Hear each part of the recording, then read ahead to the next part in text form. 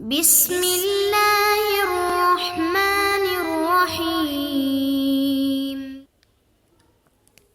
اعوذ باللہ من الشیطان الرجیم بسم اللہ الرحمن الرحیم۔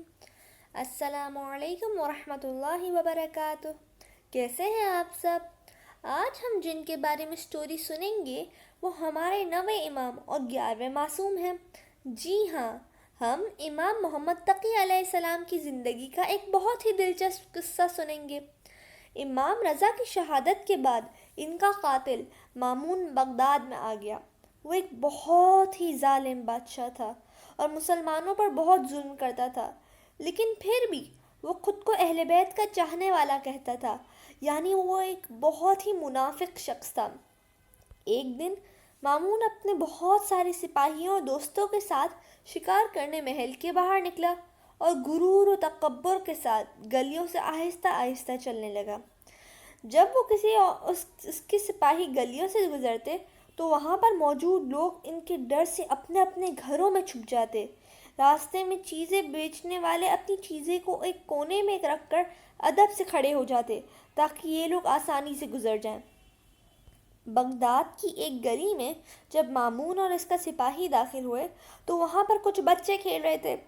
جب انہوں نے مامون کا لشکر دیکھا تو خوف سے بھاگنے لگے، لیکن ایک چھوٹا بچہ بہادری کے ساتھ اسی طرح چلتا رہا۔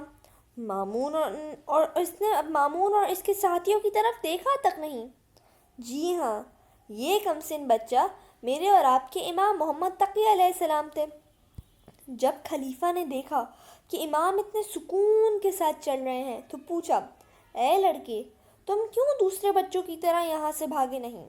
امام علیہ السلام نے فرمایا، راستہ کم تو نہیں، تم بھی یہاں آسانی سے چل سکتے ہو اور میں بھی، اور میں نے کوئی گناہ یا غلطی بھی نہیں کی کہ مجھے کوئی ڈر ہو، اور مجھے نہیں لگتا کہ تم مجھے کوئی بہت بڑا نقصان پہنچاؤ گے، اسی لیے میں یہیں کھڑا ہوں۔